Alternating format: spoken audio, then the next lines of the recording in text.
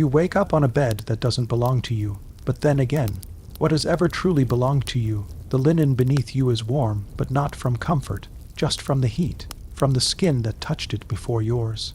A smell clings to the cloth, old perfume, river dust, and something sour that might be memory. You stare at the ceiling, cracked and pale, and listen. A single fly buzzes. A child cries, not close, but not far. Someone sweeps sand across stone. The Nile exhales behind the house like it's tired of holding everyone's secrets. And still, you don't move. You've learned not to rush mornings. In Egypt, everything ancient happens slowly. Even shame, you don't know what time it is, only that the light has changed, and with it, the rules of your body. It doesn't belong to you today, or maybe it never did. Asterisk, asterisk, what if history remembered the kings and the gods, but forgot the bodies they touched? Asterisk, asterisk, what if everything you gave, the tenderness, the blood, the laughter, the years, all vanished because no one wrote it down, not your name, not your voice, not your love? This story isn't about pharaohs. It's not about Cleopatra's eyeliner or some golden mask in a museum. This is about the kind of history that's whispered, traded, swept under reed mats.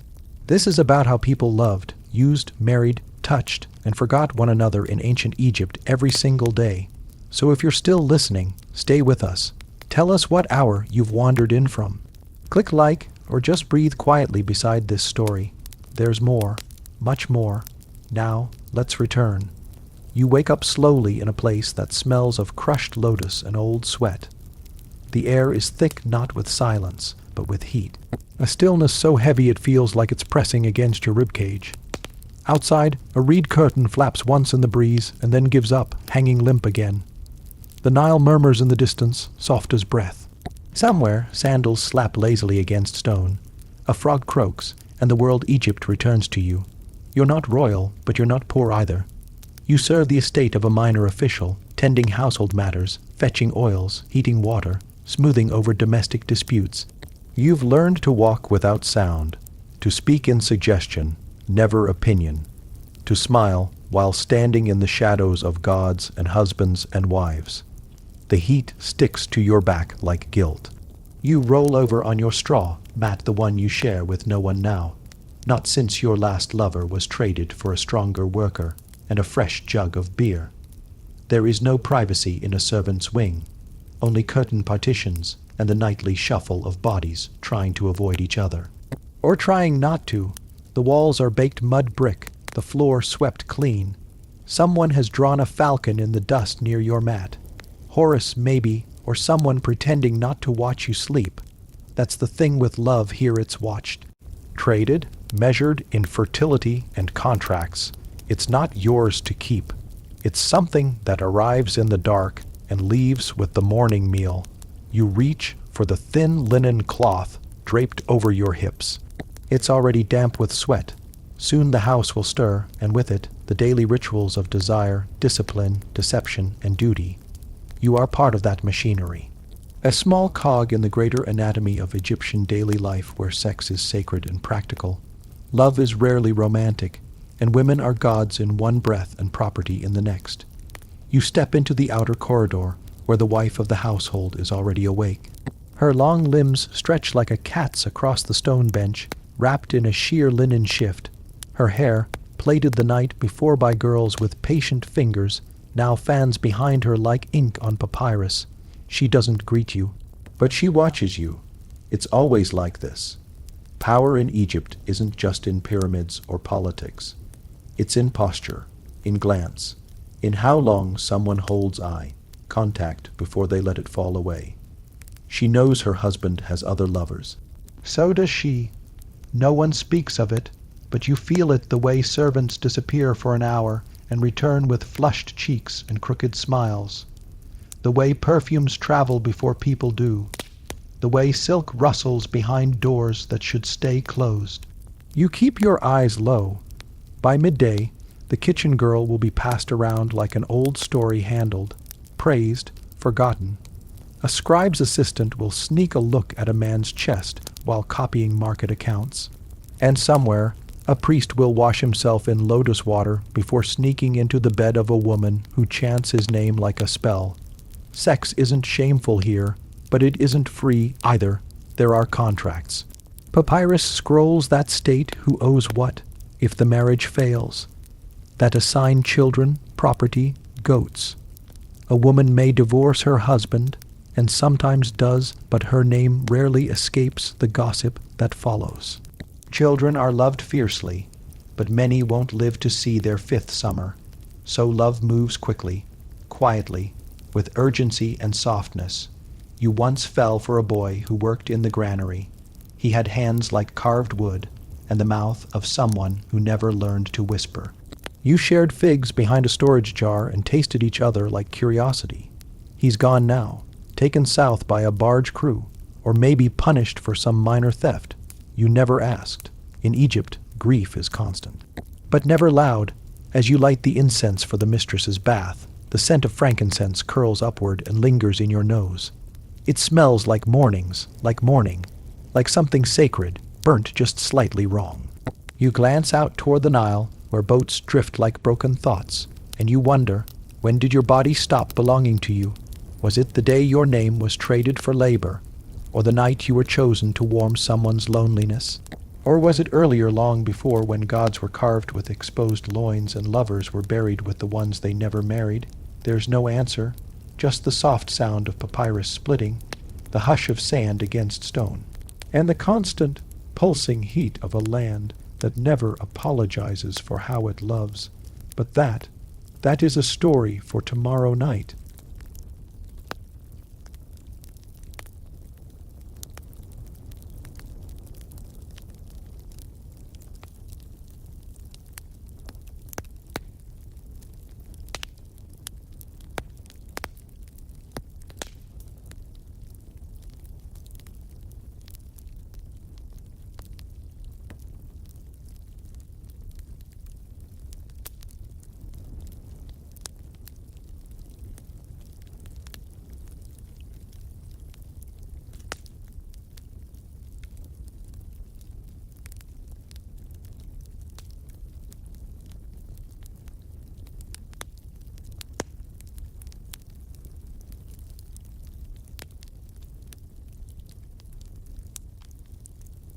You lie in the shadow of stone walls, where the flicker of a torch brushes over carvings of gods who never blink. Sleep did not last. It never does. Your mat is stiff with the dust of another summer morning, and the faint scent of crushed date seeds clings to your fingers. You dreamt of her again. You always do. Her lips like red ochre, her eyes lined with kohl. The shape of her was drawn by Hathor herself, but she is not yours. Not legally, not ritually, not yet. Your mother sees the heat rising behind your eyes. She laughs like a goat and hands you a bowl of barley water. Don't let your blood get ahead of your marriage contract. She always says that, because here love is not a feeling, it's a negotiation. And your desire must wait behind ink and witnesses and family favors. Still, your body doesn't know the law.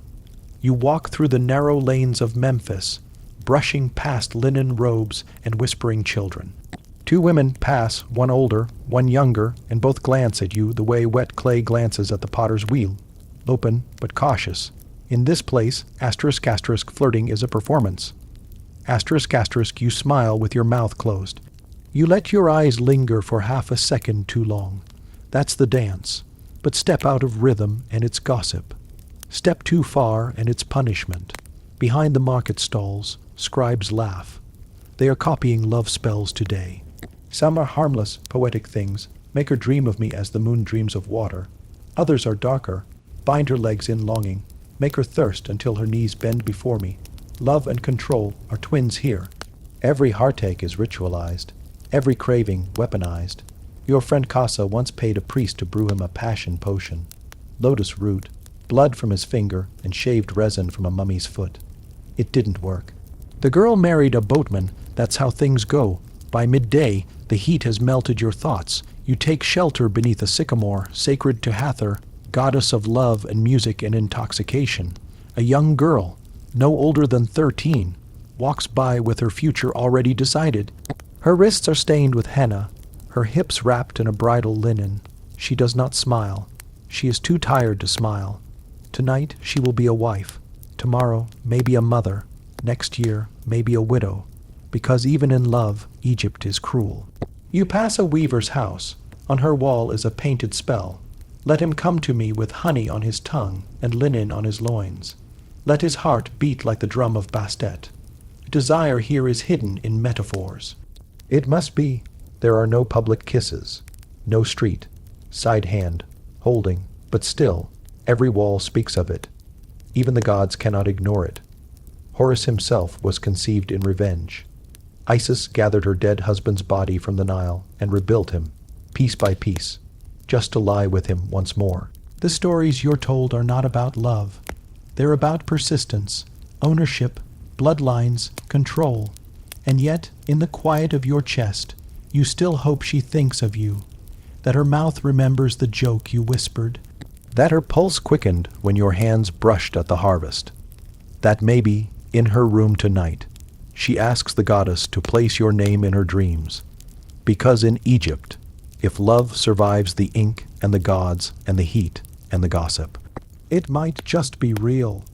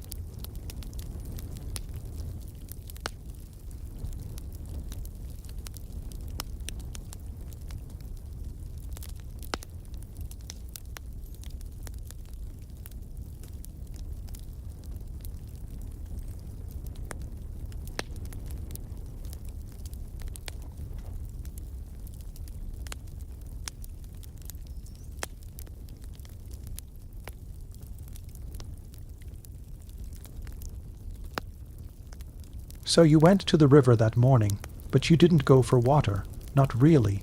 The jar in your hand was only half the weight it should be, empty, but just heavy enough to make it believable.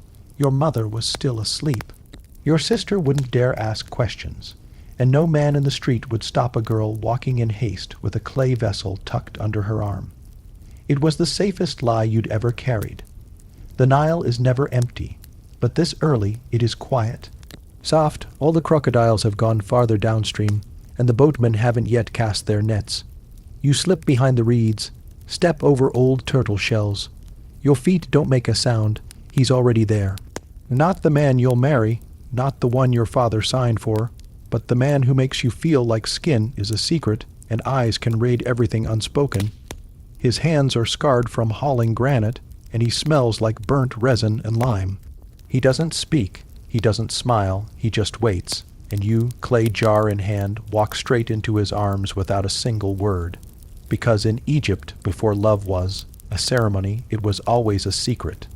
In old kingdom villages, love didn't wait for marriage. It often couldn't.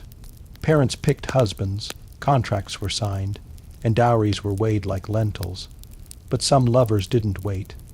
They met at the edges of fields, in temple ruins, or behind bakery kilns that still smoked after dusk. What happened between those couples was rarely recorded, but it was often remembered, not with ink, but with coal lines, with dried lotus petals pressed into linen, with a single bead stolen from a lover's necklace, tied under the waistband. Egypt had rules, but it also had corners where rules dissolved. By the water's edge he shows you what he brought, not bread, not coins, just a short piece of rush, paper, folded once, then again. You unfold it like it's gold leaf, and it's not a love poem, not exactly. It's an oath, written in clumsy script, the kind a quarryman teaches himself by candlelight. It says only this, asterisk, if I marry another, may the Nile turn to blood in my mouth. Asterisk, it's foolish. Dangerous, beautiful, you press it to your chest, then fold it into the hem of your dress where no one will see. You can't keep his name, but you can keep this promise. You will never speak it aloud. But now it lives in you. By midday, you're back home, water sloshing in the jar as if it had always been full. Your mother wakes. She scolds you gently for staying out so long. She touches your wrist and asks, were there many boats? You say yes. But your mind is still down at the reeds, still holding the oath, still wrapped in the heat of two forbidden hands, because no one in Egypt teaches you how to forget someone who touched your body like a prayer. And that oath, it might not survive a season. One day your father will force a wedding, and your husband will never know he was second. But tonight, beneath your mat, that folded note is still there. And the Nile is still watching.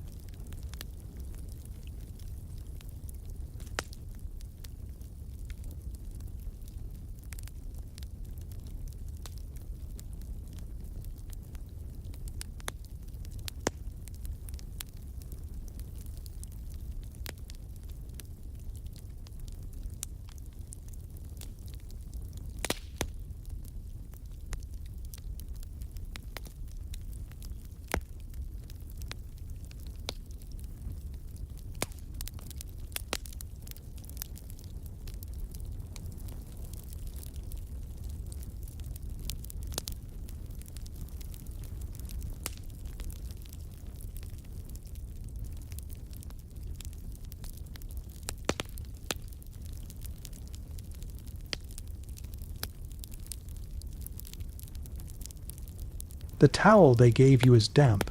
No one apologizes for it. No one even looks at you directly. It's just draped over your arms, still warm from another man's back. You could guess who by the smell alone, rich with lotus oil, bitter from barley sweat, and faintly charred from too many incense sticks. It clings to your skin like borrowed status. You kneel anyway. Your spine folds slowly, like the reeds in the marsh when the Nile whispers across them. Not because you must, but because this is the way things are done here. At least in the men's wing of the bathhouse, the floor is polished limestone. You can see your face in it, half melted by the steam, half lost in shadow. You're here to scrub his feet. The man reclining above you is not particularly handsome, but he is particularly powerful. A mid-tier official in the house of life, where temple scribes copy out prayers they barely believe in. His toenails are too long. He sighs and gestures to a rough stone bowl beside him. It's full of warm milk. You lift his foot. It's heavy, calloused. You imagine it once crushed a beetle without noticing. You dip it into the milk, swirl it slowly, and begin rubbing it with a cloth soaked in crushed lotus root. The scent is sweet, cloying. The bathhouse echoes with soft laughter. Another man groans as a servant pours hot water over his shoulders. Jars clink. Brushes scrub. Somewhere, a low drumbeat thuds like a heartbeat underwater. But you don't look up, not even when he speaks. Do you like this work? He asks. His voice is soft, playful. You know the game. Every servant knows the game. Say yes too fast and you're dull. Say no and you're dead. So you pause, then murmur something neutral. It's quiet here. He chuckles. Yes, much quieter than the birthing house. You don't respond. That's another game. He leans forward, watching your hands move up his leg, past the ankle now. You pretend not to notice. The steam helps. It makes everything blurred. Limbs rank danger. In ancient Egypt, the bathhouse is not just a place for hygiene. It's where hierarchies breathe, where a powerful man can touch the shoulder of a servant and pretend it's affection, where power smells like frankincense and old flesh. He asks your name. You lie. He doesn't care. It's just foreplay to him. You rinse the foot again, this time with cold water. He shivers. You do not. You've done this 100 times before. Once with a man who bled in the pool and was gone by morning. Once with a priest who liked to hum hymns to Osiris while a girl shaved his chest hair. Your hands move like ritual. Faster now to show energy, then slower to hint submission. You've learned what pace gets you fewer bruises and longer meals. The man sighs. Do you have someone? You freeze for just a breath. No. You say. Smart, the cloth rings out with a slap. He stands. Water runs down his thighs. He doesn't cover himself. You look at the floor. Come, he says, oil my back. You rise silent. The bathhouse is hotter now, or maybe it's your skin. He walks ahead of you, barefoot on polished stone, each footstep a soft slap that echoes like a warning. You pass by another servant. He is oiling a woman's legs. She does not look at him. She looks straight ahead, her gaze empty and fixed on the wall painting of the goddess Hathor, who smiles with red lips and eyes that never close. In the back room, the air is thick. A brazier burns cedar wood. He lies on his stomach. You open the oil jar. The lid is crusted. You dig your nail under it. The scent bursts upward. Amber, musk, something dying sweetly.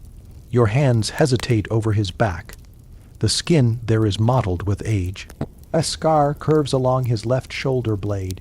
You touch it, from a donkey. He says, years ago. You don't speak, just press the oil into him. Your fingers become tools, then weapons, then ghosts. The body beneath you exhales.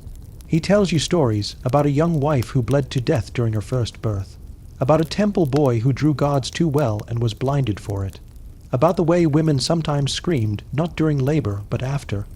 You nod at the right moments. You feel the scar again. It pulses. The oil is almost gone. You finish quickly, wipe your hands, step back. He doesn't thank you, just waves a hand, dismissed. You return to the servants' hallway. The towel still clings to your arms, someone else's sweat, someone else's pleasure, and the worst part, you know you'll be back tomorrow.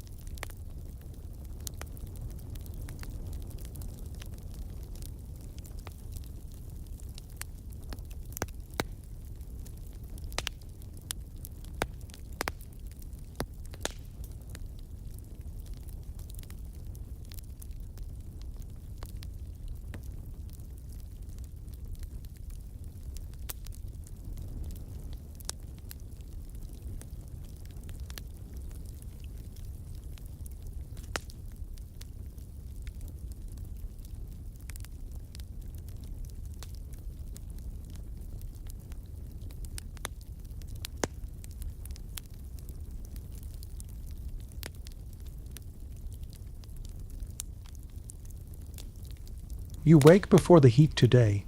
It's the silence that wakes you, not the hush of calm, but the eerie kind that waits before something happens. Even the ibis outside your window has fallen quiet. Only the thick perfume of the walls speaks now. It bleeds from the painted plaster, musky and sweet, lingering from the night's rituals, and rituals, you've come to understand, are everything. Love in Egypt is not a spontaneous thing. It is measured. Mixed, applied like perfume to the hollow of the neck. People here do not fall in love, they ferment in it. You press your palm to the lintel above the door. The wood is smooth. Long ago, the grain was soaked in myrrh, then lacquered with thick resin. Even now, your fingers come away with a faint scent. Resin, ash, and the salt of old hands. The woman who lived in this room before you never knew her name, but you know her preferences. She liked coriander oil more than rose. She burned juniper to hide what the linen could not. She must have wept sometimes. There are tiny salt stains on the inside of the chest lid, where a woman hides what no one should find, and she was probably loved. Or at least, claimed, the marriage market you couldn't refuse. Egypt does not believe in unmarried pleasure. No, that is for other empires, Greece, Babylon, the shadows behind Roman columns. Here, union is tied to property, love sewn into papyrus with witness signatures. You recall how it happened to your sister. A man arrived with honey, not a meadow, for real honey in 3 small clay jars. She didn't smile, but she did not say no. And that's how it begins here, with offerings, with scent, with trade. Love in Egypt has always been part ritual, part guesswork, part endurance. Love spells and something like hope at night. You sometimes read the small amulet spells others have left behind. One fragment still hidden beneath your mat reads, "As the moon draws blood from the river, so let her heart come to me. May she burn for me. May she hunger like the sand for rain." The priest said such spells were nonsense. But he had no wife. No one touches your chest like a spell does when you're lonely. Some of the girls sleep with amulets pressed to their belly buttons, certain it will draw the right kind of man. Others just keep old coins. That works just as well, they say. The truth about desire, you have learned something else. Desire in Egypt isn't hidden, but it is arranged. They sell blue lotus extract in clay vials for a few copper beads. And yes, it works. It doesn't make you want. It just removes the part of you that says you shouldn't. The rich drink it during festivals, but the poor. They sometimes boil the roots themselves, bitter, but it gets the job done. And when the drink doesn't burn, they rely on ointments. Crushed aphids in honey, rubbed behind the ears. Goat fat mixed with fennel, applied where passion needs help. The city women know more tricks than the priests. Walls with eyes, you once helped scrub the walls in the home of a scribe's mistress. Beneath the whitewash, faint images revealed themselves. 2 lovers, drawn in black ink, one lying down, the other kneeling, both faceless. The mistress saw your eyes widen. Those were just sketches, she said with a half-smile, but her fingers rubbed the pigment long after she'd said it. Art in Egypt is not just worship. It is memory. It is want. Some homes have entire rooms painted with acts you'd never say aloud. But they weren't ashamed. They didn't whisper the way you do now. They knew something you're still learning. The gods see everything. So what is there to hide? The mask of pleasure you once watched a noblewoman prepare for a night. It took her 2 hours.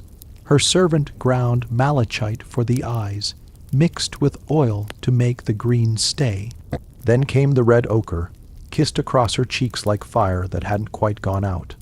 She smelled of cinnamon and beeswax, but under all of that, you saw the fear, because the man she'd been gifted to, yes, gifted had a reputation. He believed love required pain. He told her it made things real, and she was told to smile for him. That night, you pressed your ear to her door, not for gossip, just to hear if she'd cry, but there was only silence, and the sound of a palm brushing against stone. The morning after Egyptians do not talk about the mornings after. They worship Hathor, goddess of pleasure, but she has no shrine for those who wake aching, whose thighs sting like betrayal, whose bellies hold more than just grain. The young women clean themselves with vinegar and cloth. The older ones say nothing, and the ones who have done it too many times begin to forget where one night ends and another begins. You once helped a girl gather her things after a feast. Her coal had run, her lip was cracked. She looked at you and said, "He said it was sacred, so I did not say no." And then she laughed, a small broken sound like a papyrus torn in half. What the cats know, even the cats know. They stare too long when lovers pass. They tilt their heads when footsteps stop at closed doors. They blink slowly when someone pretends they're fine. The temple cats, especially. They've seen too much. You once saw one curl beside a sleeping girl who hadn't meant to sleep there. It licked her hand, as if to say, "You don't have to pretend next time." Leftovers of the body in the corner of the marketplace. They sell love potions like fruit. One woman crushes beetles into wine and says it will make your husband return faster. Another swears by crocodile dung dried, rolled, and worn as protection against pleasure. You saw a girl wear it once. You wanted to ask if it worked, but she looked too tired to answer. There are scrolls that mention potions made from liver, from the skin of fish, from honey boiled too long. You begin to wonder, is love in Egypt about pleasure? Or survival? What no one writes, the scribes record everything. They carve love poems into limestone. Your breasts are like pomegranates. Or your scent is finer than the garden of roses.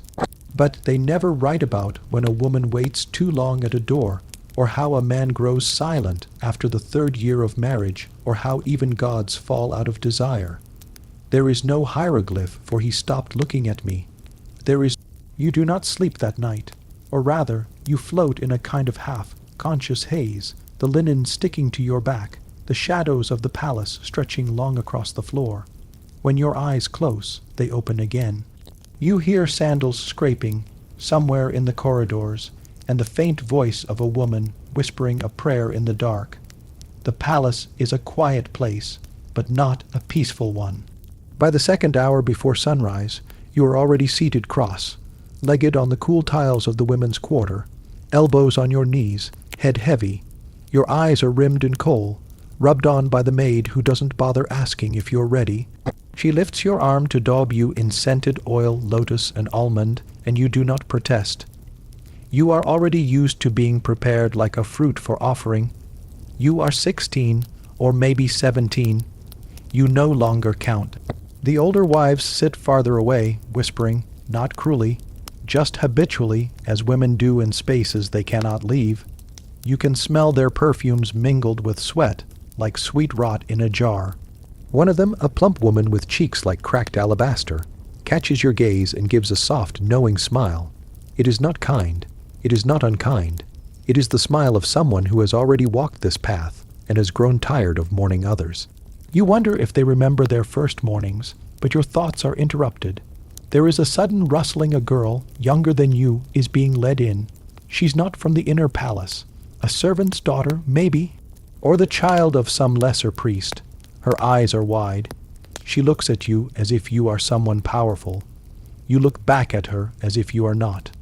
She is wrapped in sheer linen and painted up clumsily, her mouth a little crooked, as though someone unskilled had drawn it with trembling hands. Her hair is damp with oil. She smells of fear. You recognize the scent. She kneels beside you. The guard places a hand on her shoulder, not harsh, just to make sure she doesn't flee. You lower your gaze. She is not your responsibility. She is not your daughter, and yet you want to say something. But what? That it doesn't get better, that it gets easier only because you learn to forget, that someday you might miss the clarity of fear when everything still felt real. You stay silent because there are too many eyes watching, because silence is safer. By noon you are called again. Not to the royal chamber, no, not today, but to the courtyard where the scribe women sit in rows, copying prayers onto thin strips of papyrus.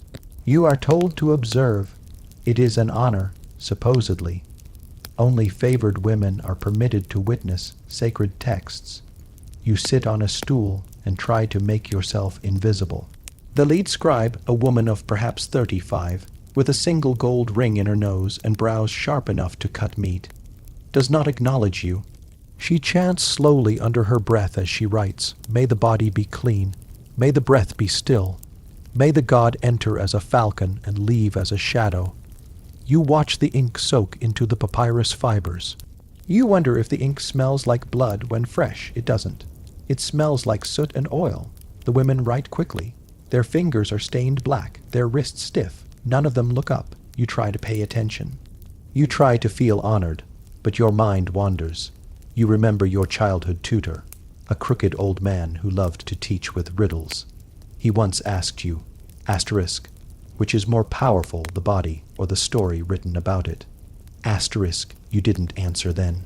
You thought it was a trick, now you think. Maybe it's not the story.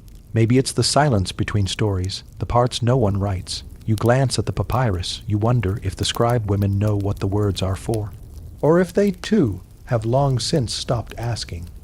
Later, you're returned to your quarters, and food is brought: figs, roasted lentils, and flatbread with honey.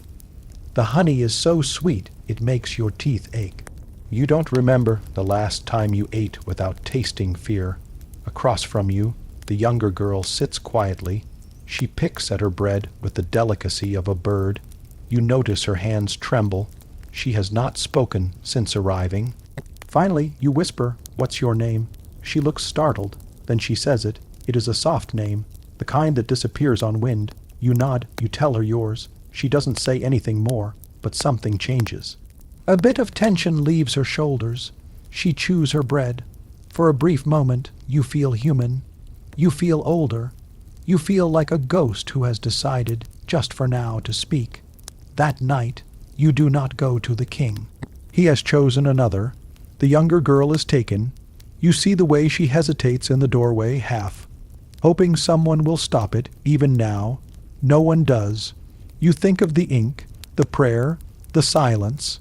You go to your cushion and lie down. The honey still coats your tongue. You are not grateful. You are not angry. You are simply here, and that, sometimes, is the only power left.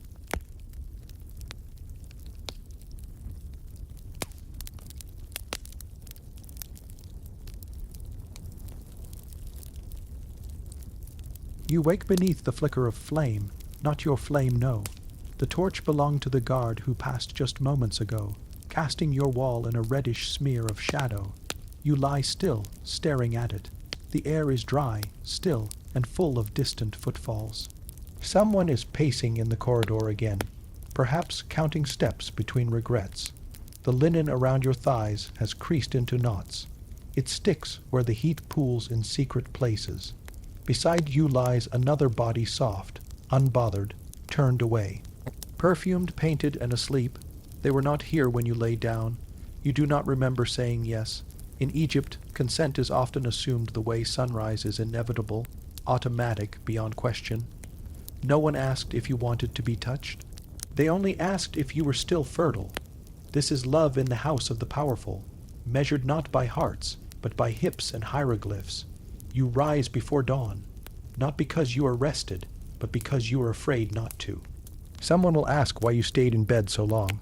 Someone might wonder who else was here, and someone, always someone, keeps a tally of your sleep as if it were public property. The Nile has not flooded yet. You know what that means. There will be tensions and offerings. The gods are most worshipped when water is scarce, and wives are most feared when children are. Your body has become both altar and answer. You have learned to bend with grace. By midday you are summoned.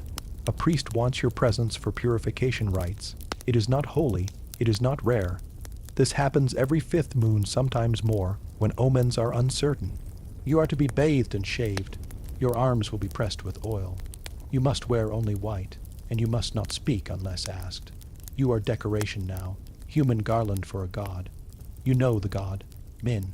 He is ancient, even by Egyptian standards. His statue stands erect literally and symbolically, a towering male figure with a straight, immovable phallus carved from white stone. Farmers pray to him. Scribes whisper to him. Pharaohs perform rituals in his honor to ensure fertility, not just of soil, but of womb. He is the god of virility, of erection, of forceful blessings. He is the god your cousin bled for when the palace needed a male heir. Today, your role is symbolic. You are to process beside his likeness in the festival court. You will hold the sheaves of barley.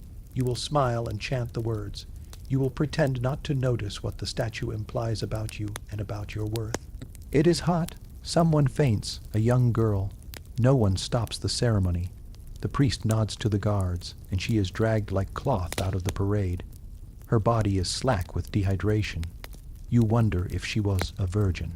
You wonder if it matters. When min is praised, men stand taller.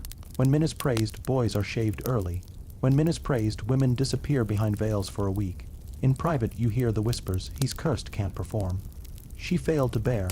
Their bed is cold. These are not insults. These are warnings. Social death in Egypt begins between the legs.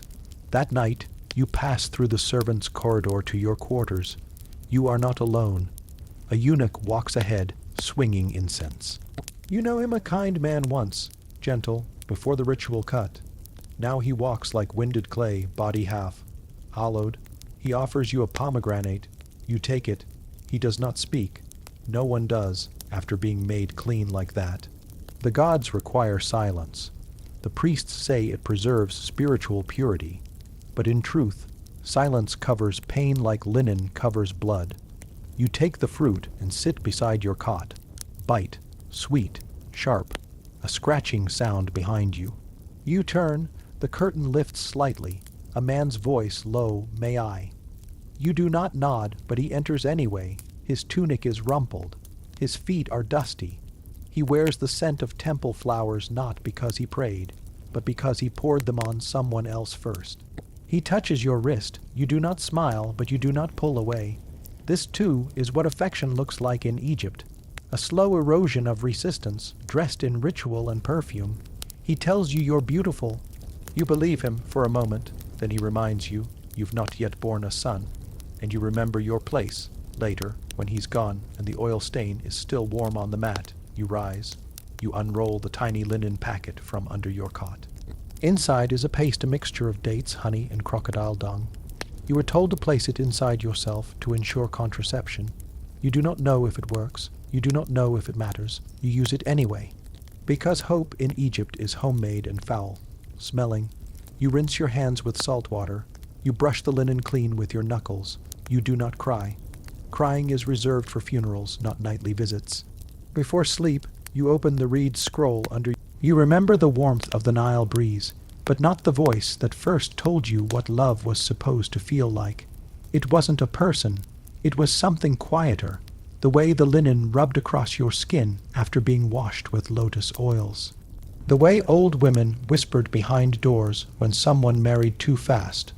The soft groan of a reed bed shared by two people who shouldn't be there. You remember wanting that kind of love, the kind that kept you up at night, not with longing, but with urgency. But in ancient Egypt, love rarely belonged to lovers. It belonged to the state, to the tomb, to what could be preserved. And if it couldn't be preserved, it was buried, sometimes with the people still alive inside it. A wedding, a grave in one rural village, not far from the capital of Thebes. Two young peasants fell in love, not the arranged kind, not the "my father paid your father 3 goats a kind." No, this was forbidden love, the worst kind, because it made them think they had a choice. The girl was a linen spinner, thin wrists, cracked fingers, a braid down her back tied with a faded blue thread. She wasn't special, except to him, the boy, a goat herder, son, dark skin, missing front tooth, kind eyes. They met between reed fields, spoke in whispers, traded small things, a wooden bead, a stolen fig, a broken piece of faience painted like the sky. They wanted to marry, but her father had already promised her to a temple scribe older, widowed, and powerful. They begged, they cried, they threatened to run. The father took the girl to a priest. The priest asked if she was bewitched, if the boy had cursed her, perhaps with a love spell made from his spit and a snake's skin. She said no, so the priest blamed her instead.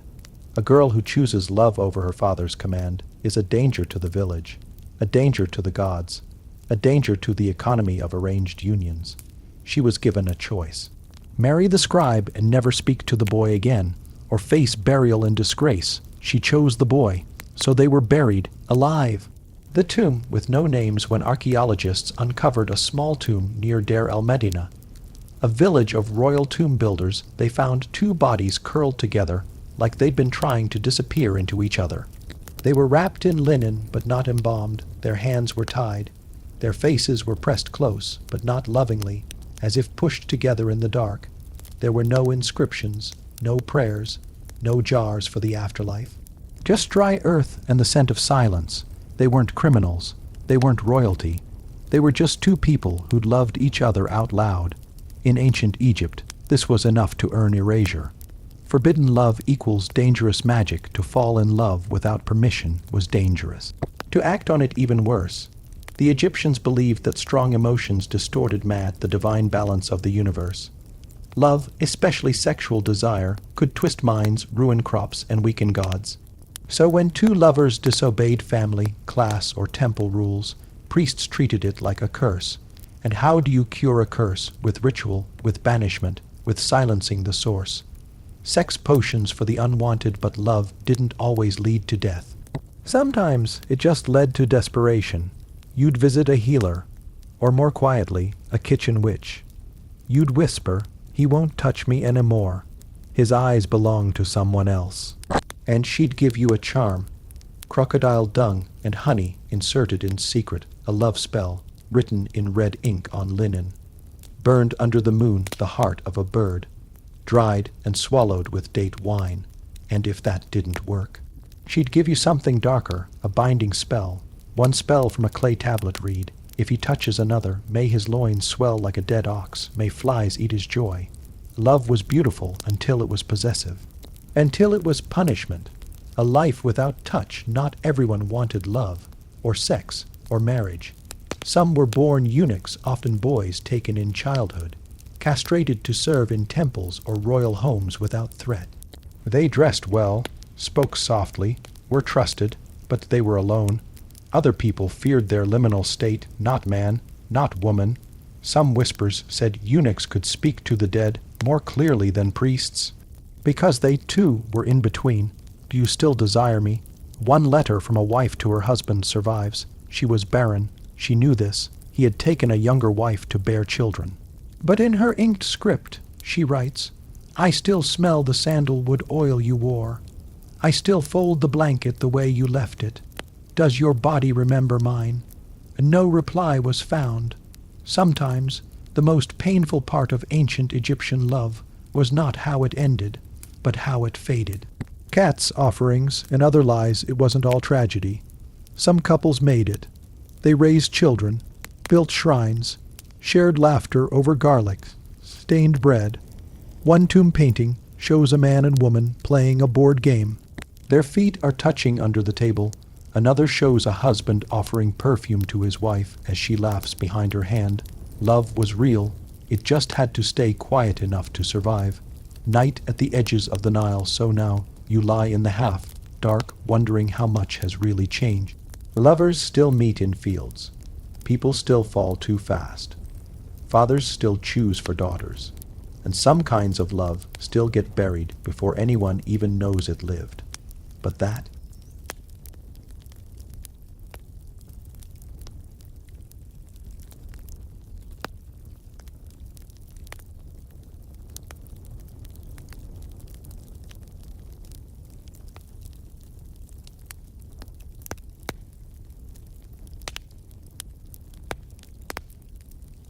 you are not supposed to read the letter.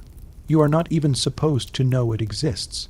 But it is hidden where every temple girl eventually looks tucked between the ivory combs and perfume bottles in the locked lacquer box behind the statue of Hathor. You find it there by accident or by fate. Your fingers tremble as you lift the brittle papyrus. The ink has faded in places, but the scent of myrrh still clings to it, as if the letter has a soul, and that soul is perfumed, wounded, and desperate to be remembered. You are just a low-ranking acolyte, not yet allowed to touch the sacred oils, let alone read private words meant for the goddess's ears. But the door is bolted, the incense is burning, and curiosity is a louder god than fear. You read, "To the high priestess, I waited beneath the fig tree as you told me.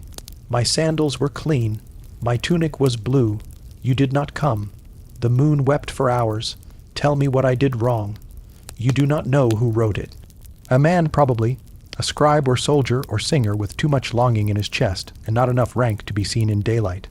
The letter is older than the newest priestess, older than you.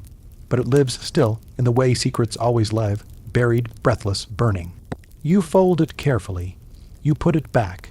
You light a little more incense to cover the scent of intrusion. And you return to your duties, slicing lotus petals for bath oils, drying dates for the temple's daily meals, brushing scented powder into your sleeves so the goddess can find your devotion by smell.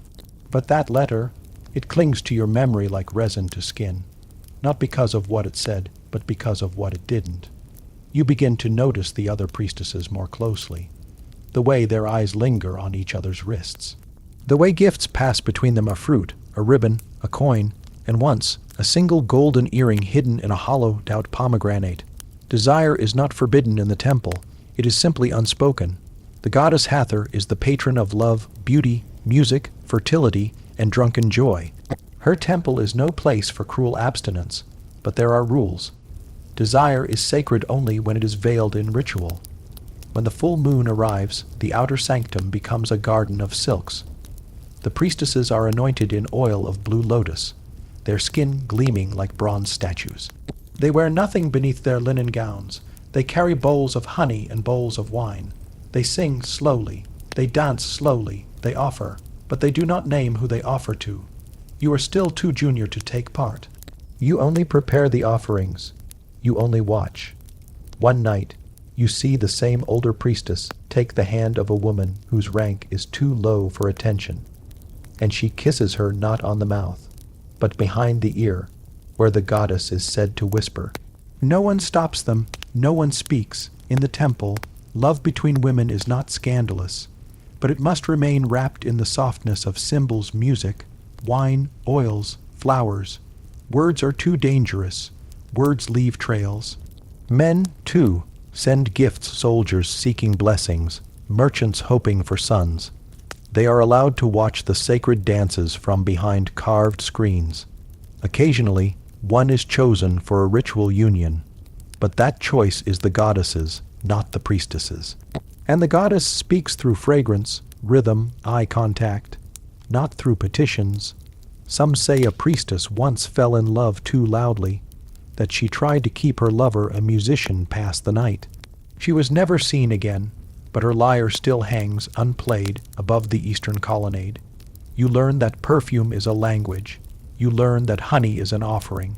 You learn that silence is survival.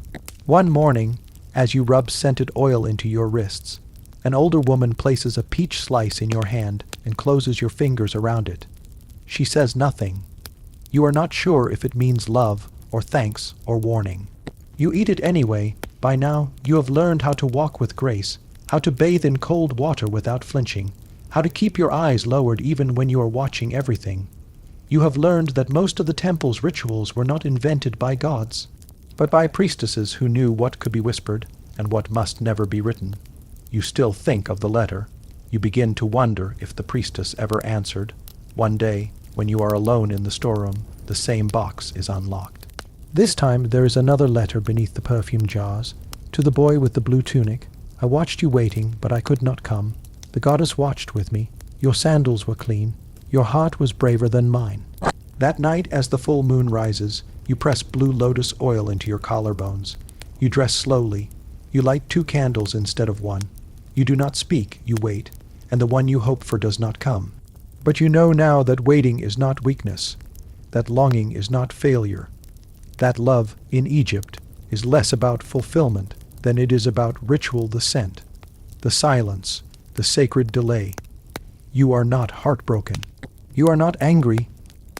You wake before sunrise, not because of any alarm, not because a rooster crows, but because the air itself begins to change. The breeze over the Nile shifts from warm to gentle, and the scent in the house is no longer sweat and oils, but soft loam and distant river reeds. That is how you know morning is coming, not by the sky, but by the quiet breath of the earth exhaling. The bed under you is still warm. Her body is gone. She left before you stirred, likely to the grinding stone or the water jars. That is how it is now. There is no softness after sex, not in a marriage of 3 years. The mystery is gone. The excitement has been measured and documented like wheat rations. You do not resent her for this. You do not resent yourself. This is how couples age in Egypt, not with bitterness, but with a kind of practiced distance, like scribes across from one another at the same scroll. Last night was different, though. She came to you with scented oil, unasked.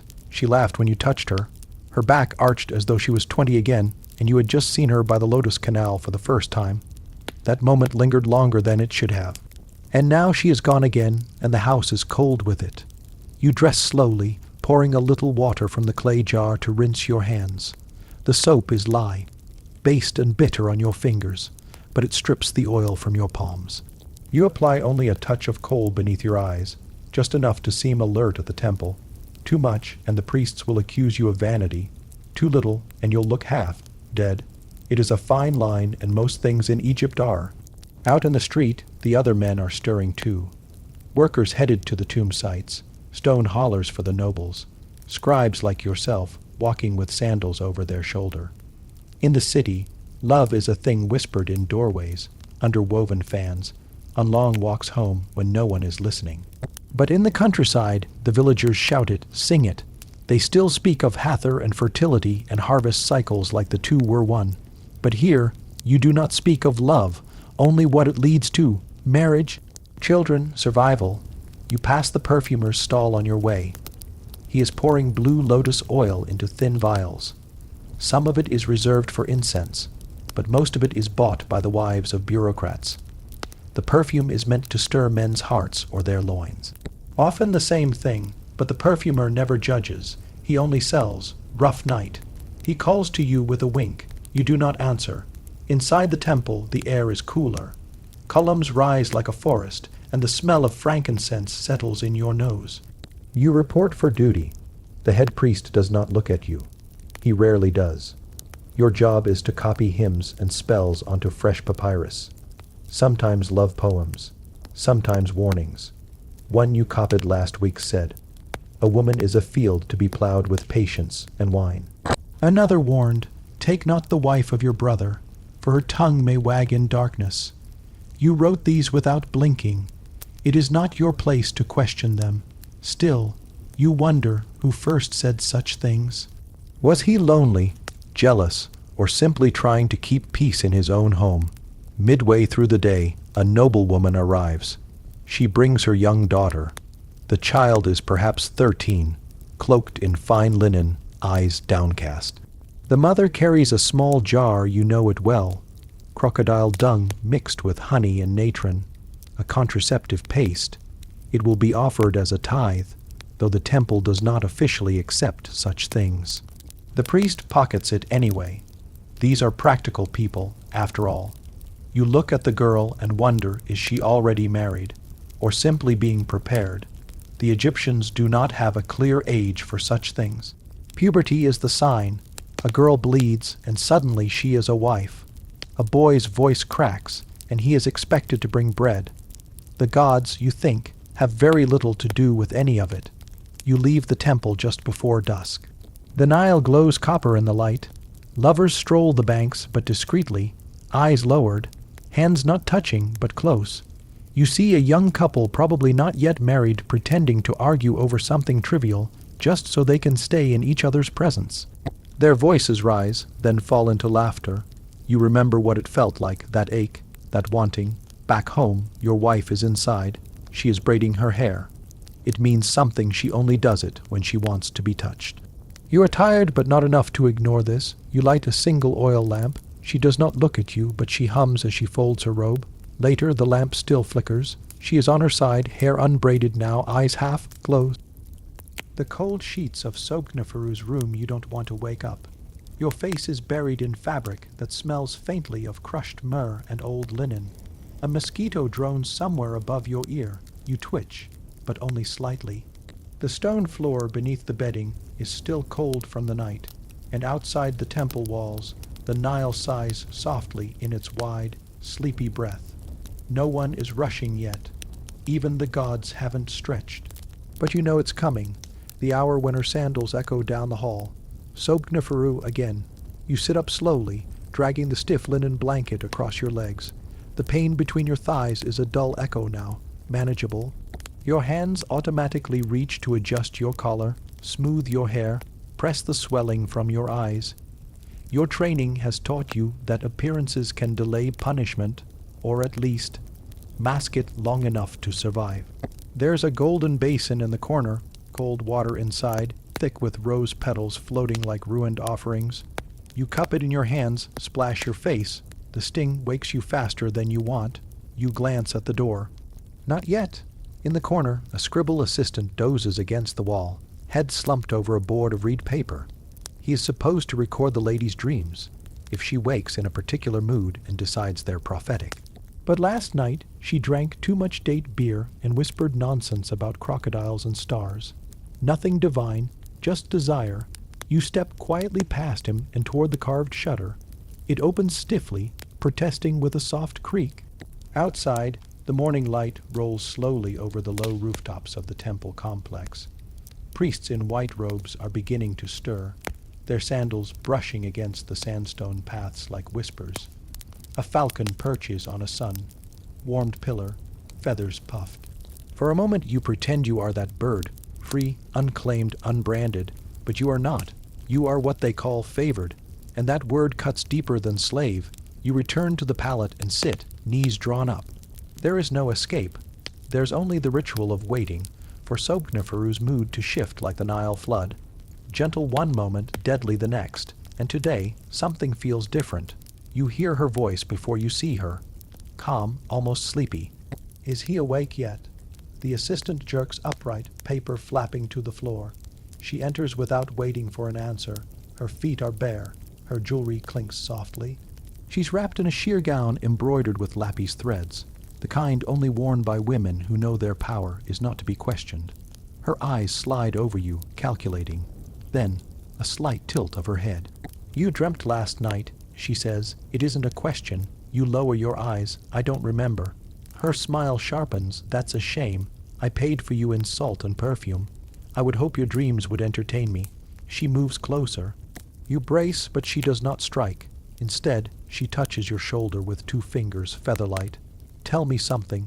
She murmurs, leaning in. Why do you think the gods make love such a terrifying thing? You blink. You don't answer. She doesn't expect you to. Sobgnafaru circles you like a scribe circles a lie on a scroll, waiting to expose it.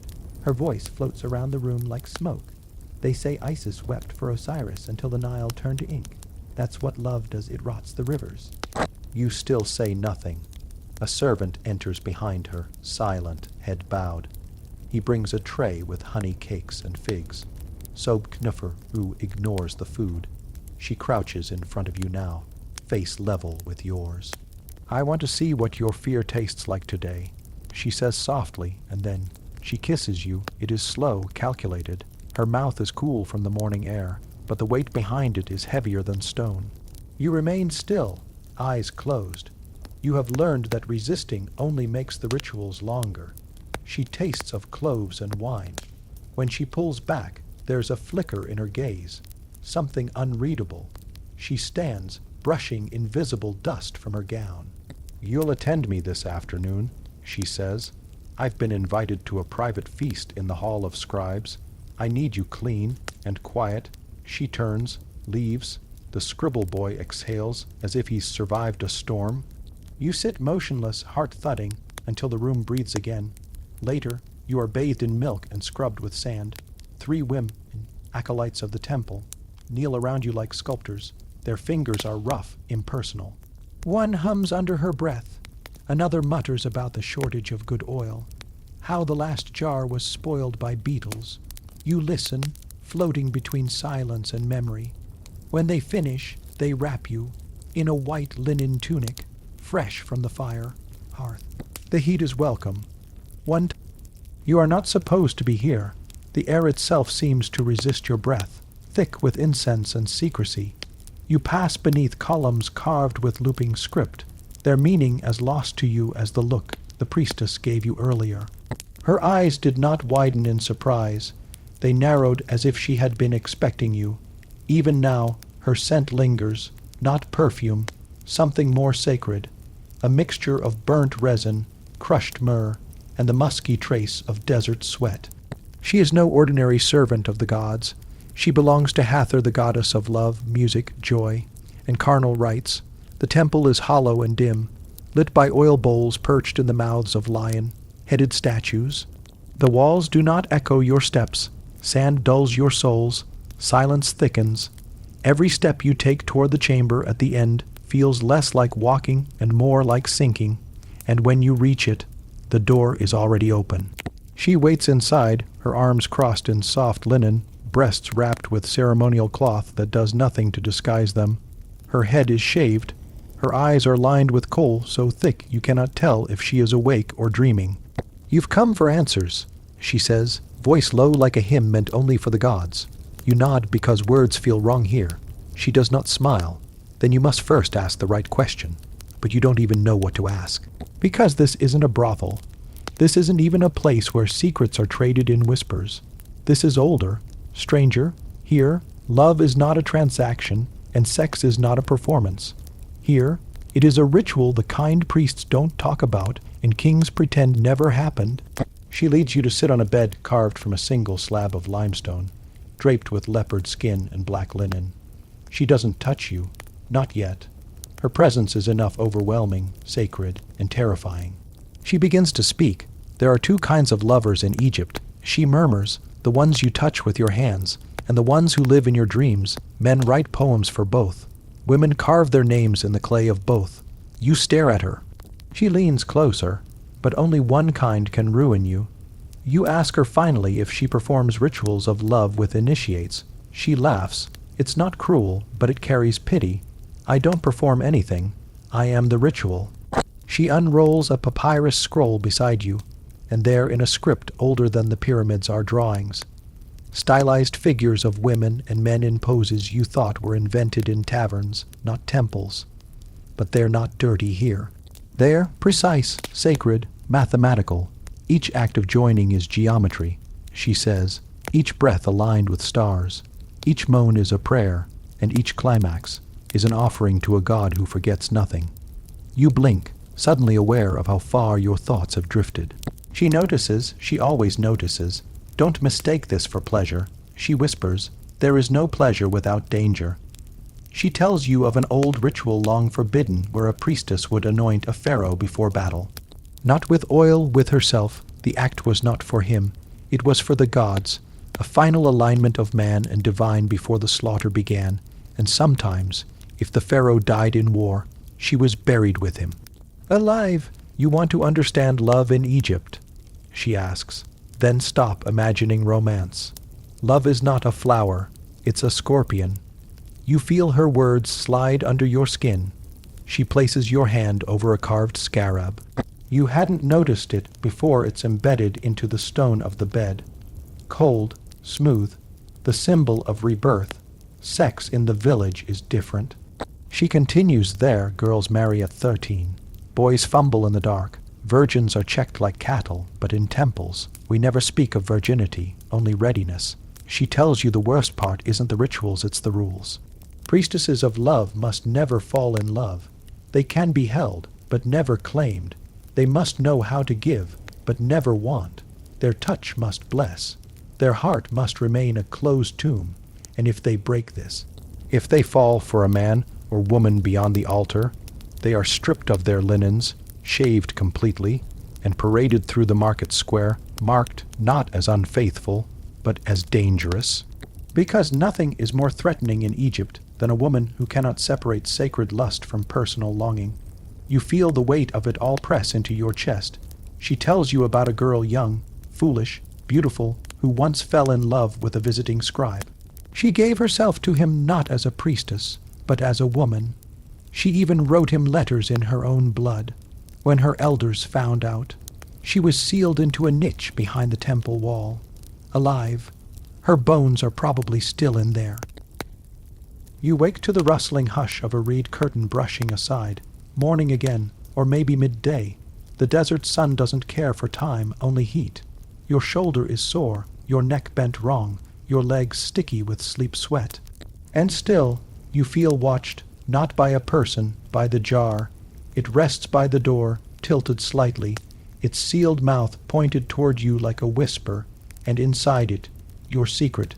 You wish it had a lock, a clasp, something final. But Egyptian secrets were always sealed with wax and prayer. You rise slowly, careful not to disturb the silence. Every part of you aches, not from labor, not from sickness, but from restraint. What you did last night, what you allowed, what you wanted. You had always known lust could come wrapped in linen, pressed into the small of your back like the edge of a plow. But you had not known that afterward the memory could live beneath your fingernails, between your teeth. And still, you would crave it again. He had not spoken a word. He never did. His rank was higher than yours, and his home richer, and his scent thick with oils you cannot name. You were only clay to be shaped. But the way he looked at you, not with possession, but with hunger that made even Ra jealous, that is what you carried now. You touched the jar, still warm from the night before, or perhaps that is your guilt warming it through. You had scraped yourself clean after, used a linen cloth dipped in vinegar and honey water, as the old women taught. It keeps the womb balanced, they'd said, keeps the shame from growing legs, but shame does grow legs. And they walk beside you all day. You dress slowly. Your tunic clings to damp skin. When you step into the street, the city breathes around you steam, dust, baking bread, boiling dye, and the soft call of women laughing behind clay walls. They do not laugh at you, not yet. They do not know, but they will, because women always know. You pass an old priestess near the well. She is carving a scarab into soapstone, the lines quick and clean like she's done it 10,000 times. She doesn't look up when she says, "Next time, girl, salt the oil." Your breath catches, you walk faster. She does not call after you. The dead never do. You are meant to meet your cousin at the banks today. She has her own secrets, though none wrapped in gold and linen. Her secrets are small, stolen honey cakes, a kiss from the baker's boy, and a whispered name during festival dance. She lives lightly. You envy her for it. When you find her, she is sitting with her knees drawn to her chest, picking pebbles out of her sandals. Her smile is easy. You're late. She says, not looking up. You sit beside her. The water laps at the shore with the laziness of a crocodile in heat. A single ibis stalks the shallows, one eye fixed on the two of you like a scribe waiting for ink to spill. You talk, but not about him. You talk about bread prices, about how the fishmongers are growing stingy, about how the pharaoh has taken a new favorite and she wears rubies carved into lotus flowers. Your cousin rolls her eyes, as if red stones mean she bleeds any different. But eventually, silence arrives. It always does. Are you sick? She asks softly. You look at her, startled. No. You lie. She narrows her eyes. Your face is wrong. Like you swallowed a bee and are waiting to be stung. You say nothing, because the truth is, you did swallow something, but not a bee, and now it lives in you, not as a sting, but as a burn. That night, back in your room, you do not light the lamp. You sit in the dark. The jar still rests near the doorway, its mouth sealed, its body holding all the weight you couldn't. You remember what the midwife once said, half, drunk on date wine. Every woman has two names, one her mother gave her and one the gods wrote on her bones. You wonder which name he whispered, if any. You wonder if he remembered yours. Outside, the moon hangs pale and bloated. Inside, you take the jar in your hands and carry it to the river. You do not cry. Egyptian women cry only when it is useful. You find a boatman dozing by the reeds. He doesn't ask questions when you press a coin into his hand. The jar sits between your feet as the boat glides across the current like a beetle on oil. You reach the island. You bury it near the roots of a sycamore, quietly, carefully. No ritual, no words, just dirt and breath and the steady heartbeat of a secret leaving your hands. But you do not feel relief. You feel empty, as if the jar took something from you that you didn't mean to give. The next day, you do not move, not even as the sun inches its way down the temple wall. The afternoon has become a hush. The priestess is still in your periphery, not speaking, just breathing behind the thin curtain of blue linen. She has not summoned you, not yet, but the scent of her oils has reached you, Myrrh. blue lotus, and something else beneath it, something animal. You try not to breathe deeply. The floor beneath you is warm stone. The sandals beside you have grown soft from the heat. You stare at them. You imagine the straps curling upward like vines, like serpents, like fingers. The priestess is not a god, but she behaves like one. And still, you will go to her when she calls. That, after all, is your place. It is not always the high-born men who control desire here. Sometimes it is the women, wrapped in linen, bathed in perfume, steeped in mystery, and granted privacy even kings are denied. You've heard the older workers talk. They say no one ever marries a priestess, that once they serve the temple of Hathor or Isis, they become brides of the divine. You aren't sure what that means. You're not sure they are either. But they have rooms of their own, those women, private chambers carved with stars, sheets washed in lotus water, servants who whisper, lovers who never stay past morning, and when they look at you, if they look at you, you must not look back for too long. You learned that lesson once. The first time one of them pressed her hand to your cheek, smiled faintly, and asked if you knew how to prepare black coal. You had not spoken for hours after that, not because you were ashamed, but because you could not stop thinking about her fingers. The linen rustles. You stiffen just slightly. Then, very slowly, you stand. You press your hands to your chest in the proper posture of a servant who expects to be dismissed or claimed. The curtain pulls back, and she steps through, the same one, the same priestess with eyes outlined in thick kohl, her wrists heavy with gold, and her breath cool with mint. She looks at you, not through you, at you. Bring me the tray of sweet oils. She says, like it is a ritual phrase, a spell that has been repeated for hundreds of years. The silver one. You nod, bow, and turn before your eyes can betray the strange churn in your belly. There are 10 oils on the tray, but you already know which one she will choose. It's always the same, kaifai, the sacred blend, burnt cinnamon, raisins soaked in wine, galbanum, resin, honey, and something bitter like crushed date pits. It smells like a secret too long kept. She does not ask your help, but she does not dismiss you either. So you remain. You keep your gaze downcast, but you hear the soft slap of her feet on the tile, the creak of her cedar couch, the whisper of linen sliding across her thighs. The brush of something, her hand against the edge of the tray. She dips 2 fingers into the oil, spreads it across her wrists, her throat. Then, without a word, she smears a line down her bare leg. The scent swells around you like smoke in a closed room. And then, only then, does she ask, do you know what scent does to the gods? Your mouth is dry, but you answer it. Pleases them. She hums, not agreement, something slower, almost curious. They say when Isis looked for the pieces of her husband, she made herself irresistible with perfume. That scent, not mourning, brought him back from the dead. She turns toward you, eyes dark, lips darker. Do you think you could do the same? You are not sure if she is asking about resurrection or seduction. You say nothing, because there is no safe answer. She smiles, not kind, but amused. In your mind, you try to recall the rules. You are not to touch, you are not to linger, you are not to raise your eyes unless summoned. You are not, but the priestess is already walking past you again, and her fingers brush your shoulder as she does. The heat of it stays, stings even. Take it back, she says of the tray, and come again tomorrow. When you leave, you do not return to the workers' hall. You walk past it, out into the back gardens where no one is allowed unless invited. You sit beneath the sycamore tree, the sacred one. The shade is cool, and the cicadas buzz like memory itself. You close your eyes and let the oil seep into your thoughts, like it's already under your skin. You wonder if the gods ever wanted anything more than touch, than scent, than closeness. You wonder. You wake to the sound of a goat crying. Not a person, not a priest, not a lover, just that pitiful bleating again. It's tethered near your doorway, tugging against the frayed papyrus rope you reused from your sister's wedding bundle. The animal is hungry, but so are you.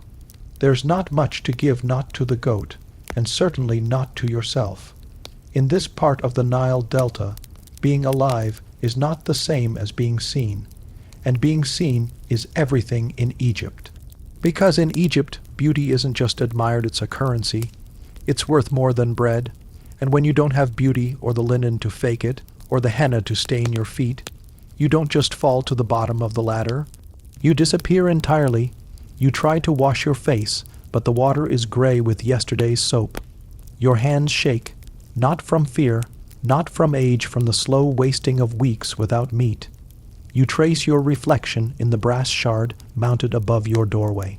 It warps your features, but maybe that's kinder. The version of you in the brass has no cracked lips, no calloused shoulders from hauling clay bricks. Your body is a tool. No one has called it beautiful in years. And yet you remember when they did. It was only once, and it was a lie, whispered by a man who later traded you for an amphora of date beer. Still, you remember it, because for one night, one damp half-starved night, you believed you were worth touching gently. You blink, that night is gone. The sun is not gentle. It is already searing your doorstep. The Nile wind brings the scent of fish scales and old sweat. You pull your shawl tighter. You tuck your breasts flat. You do not want to be noticed today. But even more than that, you want not to be forgotten. Because forgetting is death in Egypt.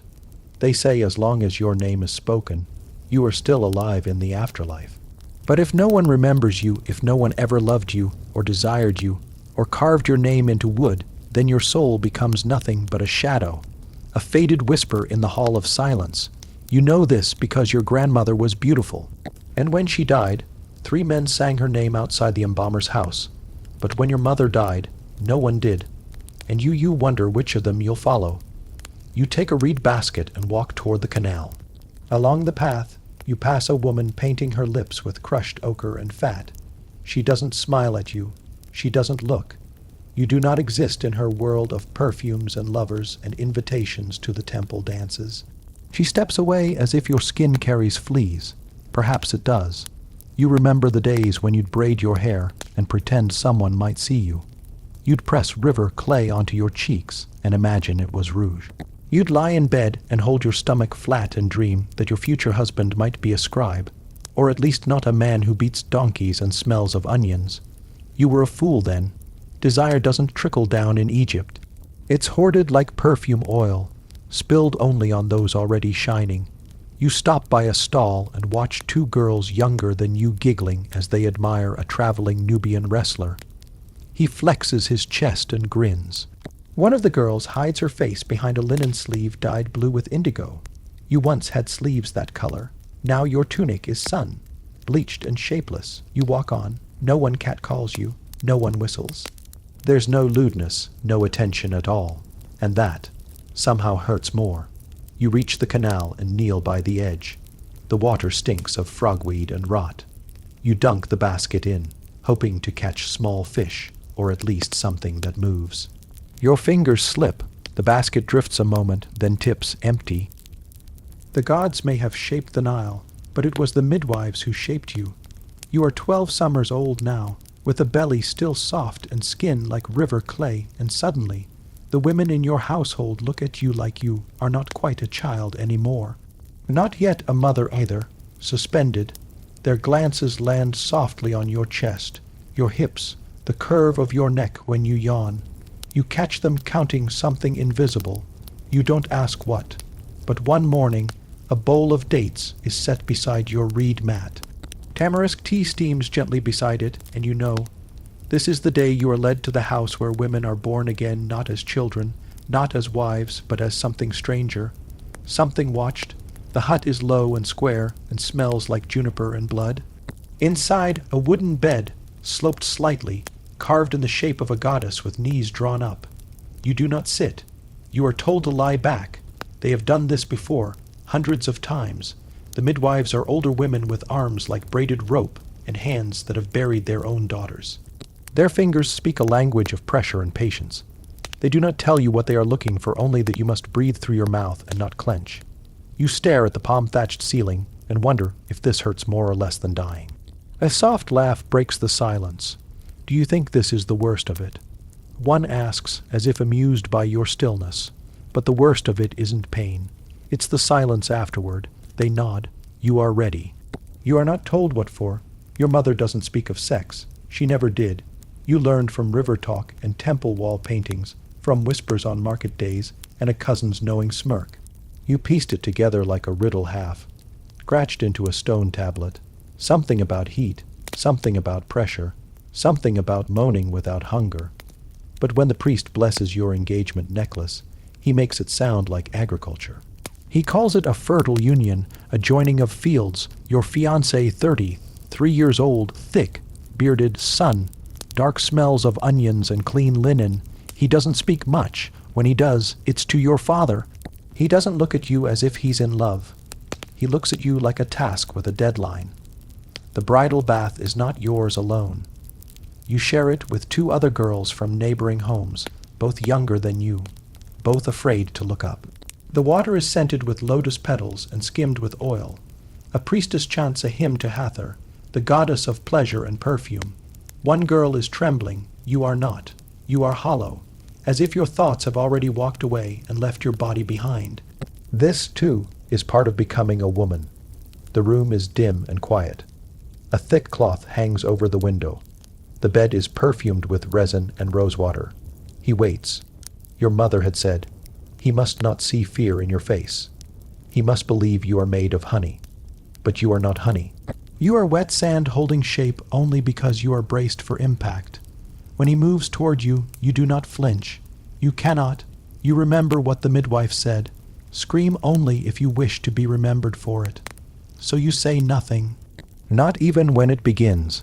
Afterward, women gather. The blood.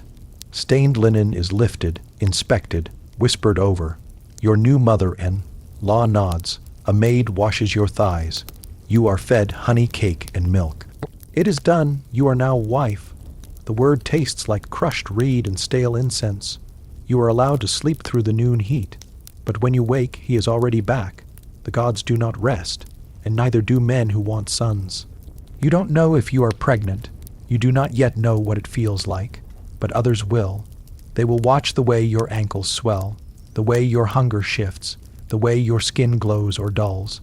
Midwives will return, this time with red amulets, prayers to Tauret, the hippo goddess of childbirth, and stones, carved with frog sigils to place under your mattress. The gods have many animals for fertility: cats, cobras, frogs, hippos. All creatures that can bleed without dying. Like women, months pass, you grind grain, you braid your hair, you learn how to speak like a woman, soft at the beginning, firm at the end. You say yes often. You say no with a smile. Sometimes your husband is gentle, sometimes he is not. No one expects you to mind. The other wives do not talk of pleasure, only of days when they are not needed. You ask one, "Did it ever become better?" She laughs, dry and amused. "No," she says, "but it became quieter. Your sister visits one morning. She is still unmarried, still bright-eyed, still sharp-tongued. She whispers, 'Is it true what they say, that it—'" You step into the courtyard at dawn. The sand has not yet warmed. The ground beneath your feet is cool as river stone. You feel it between your toes, grainy, ancient, waiting. A thin mist hangs low, clinging to the ferns that lean over from the temple walls. No birds sing yet. The statues keep their silence, their eyes fixed on things long vanished. There is a plate on the bench. You know who left it. Figs, honey, a folded scrap of linen smeared with red ochre, her kiss, pressed there deliberately. You don't touch it, not yet. Your fingers hesitate like a prayer half, finished, because once you take it, you accept the goodbye. You seal the memory. You don't want to, but you will, and just like that, the night is over. It didn't end the way you thought. She had whispered her plan like a wind curling behind your ear. When the old priest snores, I'll be in the bathhouse garden. Bring only silence and something sweet. You brought almonds. She brought chaos. That night, her hair had been wet, not dripping, just damp enough to smell of lotus oil. You could tell she had run, maybe not far, but quickly enough to flush her cheeks and rouse the fever that always came before her ideas. You know they say the goddess Ketesh only blesses those who disobey quietly. She said, eyes shining as she sat atop the crumbling lion statue. You asked if she was scared. She said of being caught. No, of never being remembered. Yes. That was always her fear, not punishment, but being forgotten. Even when you undressed her beneath the myrrh trees, she spoke of history, not desire. You had to kiss her to make the monologue stop, but she smiled even then. She had left something behind, not just the plate or the kiss, something else. A folded parchment beneath the lip of the garden wall, wrapped in threads of hair. You read it the next day in secret. Not a letter. A spell, poorly written but potent, a binding of silence, sex, and something older.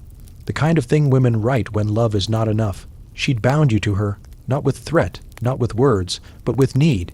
With memory. You burnt it, of course, but the ashes are still in your fingernails.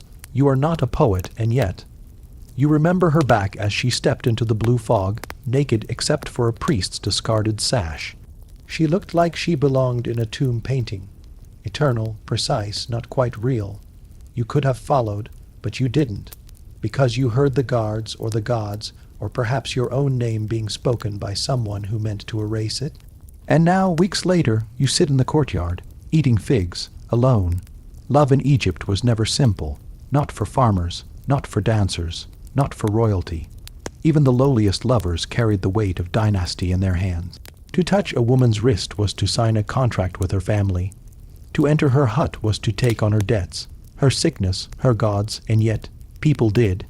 Every night, in reeds and rooftops and storage rooms behind grain bins, love burned like a slow oil lamp. Never flashy, never fast, but impossible to extinguish. You once saw a servant boy light his hair on fire just to impress a girl who wouldn't even give him her date pits. You wonder where he is now. The girl you kissed beneath the myrrh trees had no name you ever believed. She changed it often. Isis, Merit, Nephru, even Anubit, once, when she wanted to seem terrifying. You only called her you. And now, that pronoun echoes, like a room you can't close. Every fig you bite into tastes of her. Every grain of sand underfoot reminds you of how she fled barefoot through it, grinning. Maybe she was cursed, or maybe she simply understood something you didn't. That sex in Egypt wasn't just physical. It was historical. The scribes didn't write this. The hieroglyphs never show what happens after the sandals come off. They show the clasped hands, the offerings, the entwined symbols, but they never show the sweat, the panic, the tears of joy or guilt. That's your job to remember it. You once heard an elder say, "The gods don't care if you sin. They care if you forget." And so you remember. She said once, "If I get taken, don't wait." You waited anyway, and what you got for it was a cursed courtyard, honey, sweet figs, and the ache of having once belonged to someone who never promised to stay. You wake before the sun dares to rise, not because the gods summoned you, but because your back is raw, and the linen beneath you clings with yesterday's salt. The room smells like sweat and dried lotus stems. Outside, a reed basket creaks in the wind. It carries the bones of yesterday's offerings, none of them yours. You sit up slowly. The sheet peels away like a second skin. You didn't bleed, not this time. That should be a mercy, but there's no relief in your chest, just a tight, unreadable silence, a kind of forgetting. No one talks about what happens after love, or what they call love, especially not when it happens in silence. Especially not when it's your duty. You were married 3 nights ago, not to a man you loved or one who loved you, but to a union of temple property and future grain harvests. He is 35, you are 13. You bled the first night, and everyone celebrated. The priestess smiled so wide her gums showed. Your mother sobbed as if your innocence had died, which it had, but not in the way anyone meant, and now, 3 days later, your husband no longer sleeps beside you. He doesn't need to. You're proven. You rise from the mat and wrap yourself in the cotton robe meant for morning purifications. The smell of yesterday's myrrh clings to its sleeves. Your ankles crack as you walk toward the small mirror made of polished copper. You try not to meet your own gaze, but your eyes find yours anyway. They always do. The morning ritual requires silence. You pour a small bowl of river water, add a pinch of natron, and stir with your finger. The water burns the cracks in your nail beds. You think of his hands, large, dry, always smelling of fennel and oil. You think of how he doesn't speak when he visits your body, as if sound would ruin the act. Or expose the lie. The water in the bowl stills, a perfect mirror now. You look down into it and see nothing. You drink it in one breath.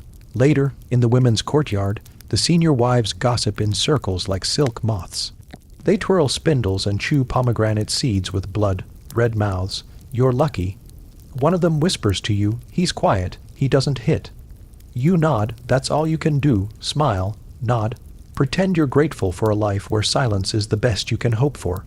They talk about the ceremony of salted skins. You will be bathed in oils and then wrapped in salt, stiffened linens like a corpse being prepared for burial. But alive, it's meant to preserve your purity, to make your skin pleasing, to keep you desirable. Salt is expensive. So is your obedience. That night, the temple girl comes with a basin and a cloth. She doesn't speak either, just nods toward the corner mat. You lie down on it without a word. You hear the wet slap of cloth against water.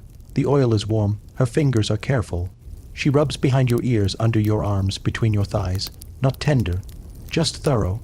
Then comes the salt. It stings like glass dust. She pats it over your collarbones, your chest, your navel.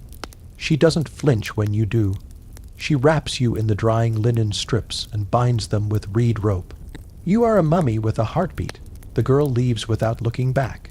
You remain still, staring at the ceiling made of woven palm. You wonder how many girls have stared at this exact spot. How many hearts have beat beneath salt and silence. The next morning, your husband does not return, but a letter does. His steward delivers it with a plate of dates and goat cheese. You do not read it. You cannot read. The steward waits, then bows, then leaves. Later, one of the wives reads the letter aloud to you. It is not a love letter. It is not even addressed to you by name. It simply says, have her ready by the 20th of Thoth. The physician will confirm her fertility. If she fails, send her back. Back where? You don't ask. That night, you dream of bees building hives in your belly. You wake with the sensation of buzzing. The silence in the room is so loud it hums. You unwrap the salt linens yourself. Your skin flakes like parchment. Every crease itches, but you do not cry. You haven't cried since the first night. You remember your mother saying, if you cry after, they'll say it's because he was rough. But if you don't cry, they'll say... The city begins to yawn open with the rising heat, and you stir from sleep, your limbs slick with sweat, your dreams still damp with what they showed you last night. Water, again, a Nile dream, a slipping shoreline, a gaze behind gauze, but there's no time to dwell on dreams. Today you must go out. You slip into linen, freshly washed in natron and stamped with a lotus seal. Your house is quiet. The neighbor's rooster has already called. Somewhere nearby, an old widow chants to herself as she bakes flatbread. You step past her door without a word. Your eyes are set farther. You walk toward the market. The market is not a place for quiet thoughts. It is loud, and living goats shriek, children laugh, flies hum in warm circles, and the priests of Thoth argue over whether honey should be taxed by weight or sweetness. You keep walking, because today you are going to see her. Not the gods, not your wife, not your mother, not your wet nurse, her, the fruit seller. She's the one whose hands you noticed first stained purple by dates, always wet from washing grapes. She sells figs that split at the touch, melons warm as bellies, pomegranates that burst like bitten tongues. And she always looks at you, long, slow, and knowing. You pass her stall. She's there. Of course she's there. Today she wears a turquoise shawl over one shoulder, the linen catching the light like fish scales. Her black hair is braided with carnelian beads. Her eyes are outlined in kohl, not subtle. Ancient Egyptian women never were. She doesn't smile, not exactly, but her lip tilts, her gaze lingers. She offers you a fig. You hesitate. You take it. Her fingers brush yours. They are warm and sticky. You wonder what else they've touched today. You say nothing. You walk away. You eat the fig in the shade of a broken wall. It's sweet, cloying. The seeds crack between your teeth. A bee hovers, tempted. You swat it away lazily. You wonder if she watched you eat it. You wonder what it meant. You wonder if you should have said something, but you don't go back, not yet. Because in Egypt, public affection is not forbidden, but it is watched. A man and woman who talk too long at a stall are noticed. A fig offered is not always just a fig, and besides she might be married, or worse, she might be free, a widow with land, a daughter of no man, a woman who answers only to herself. These are the most dangerous kinds of women in all of Egypt, the ones who choose their lovers instead of being assigned them. You chew the fig slowly, feeling it slip down your throat like a secret. Later that evening, you return. This time, the market is closing. Chickens are being gathered under baskets. Cloth is being folded. The priests have disappeared, likely to drink. But her stall is still there, and so is she. You greet her this time. She looks at you with something between amusement and challenge. Back again, her eyes say, you offer her a coin for another fig. She gives you 2, you say, it's sweet. She says, it's not ripe. You say, then what would ripe taste like? She doesn't answer.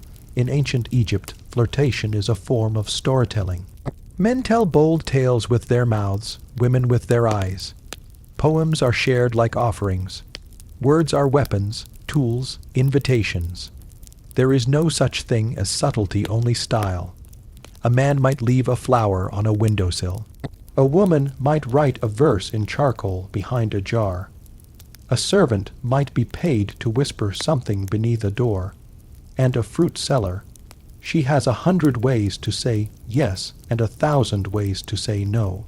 You don't know which one she's saying now, but you want to find out. That night, you do not dream of the Nile. You dream of hands, of lips stained with juice. You dream of walking through a grove where every tree offers something forbidden. And somewhere in the distance a voice is singing low, slow, teasing in a dialect you almost recognize. You wake up thirsty. You return the next day, and the next. You buy figs. You talk about prices. You pretend it's nothing, until she finally says it, not loudly, not sweetly, just this. You carry your hunger too visibly. You freeze. She plucks a grape and presses it into your palm. You should eat this before someone else notices. And then she turns away. That night you try to write something, a poem, a line, a sentence, but you're no scribe. So instead, you go to your friend, a priest's son who knows the old poems. He laughs when he hears what you want. You want to woo a woman with a verse. You nod. He dips his reed in ink and writes. Your eyes are more fragrant than frankincense, and your mouth, like date wine from the first press. I would trade my sandals just to stand where you stand. You take the scrap of papyrus and roll it carefully. You are called before dawn. The midwife's knock is so soft. It blends with the hush of the wind beyond the papyrus door. A single oil lamp flickers on her belt. She does not say why she needs you. She only tilts her head toward the alleyway and walks without waiting. You follow. The Nile mists still hang low. Your sandals squelch in the damp dust. Everything is blue, blue air, blue silence, blue worry. The midwife says nothing. But the way she walks fast, low, with the rhythm of someone long used to seeing blood too early in the morning, tells you this is not about life. Not yet. You are led into a courtyard so small even the stars refuse to gather. A girl lies in the corner, very young, maybe 13. Her legs are curled together, but her eyes are open, not in pain, not yet. In disbelief, you ask nothing. The midwife answers nothing. You help hold the girl's hand while the blood pools beneath her. A man paces outside. He is older, maybe a priest, maybe a clerk, maybe the reason she is here. You do not ask. In Egypt, the word for love could be written with a single character, a man with hand to his mouth. A gesture of longing, of speech withheld, but no word is written here, only silence. Later, the midwife scrubs her hands with crushed barley and natron. She hums while she works, a broken hum. You watch her dry her fingers on her own shawl. You ask her, was it always like this? She smiles, not kindly, not cruelly. She says, there has never been a time when love did not cost someone their name. You return home. You pass by the baker's door, already open to the light. A woman inside kisses her husband's neck as he kneads dough. Her eyes are closed. She believes no one is watching. You pass a potter's stall. 2 boys flirt over cups of unfinished clay, spinning them too fast, laughing too loud. You pass a priest's gate. His wife wipes red pigment from her wrist and hides it in her sleeve. No one speaks of it, but it's everywhere. Love, desire, the heat of it, the shame of it, the weight of it on every alley stone. At the temple, A girl reads aloud from a love poem. It is carved into limestone, worn from centuries of fingers tracing its shape. I want to be your laundry woman. She recites, who washes your clothes and finds your scent in the cloth. She blushes. She is supposed to be practicing sacred texts, but even the gods allowed space for this, especially the gods. There is no part of the Egyptian world untouched by desire. Even the afterlife had rules about it. In the Book of the Dead, if you wished to enter paradise, you had to swear before Osiris that you had not seduced another's spouse, that you had not taken pleasure that was not offered freely. It wasn't about purity. It was about balance. Love in Egypt was not sin. It was power, and power always came with a price.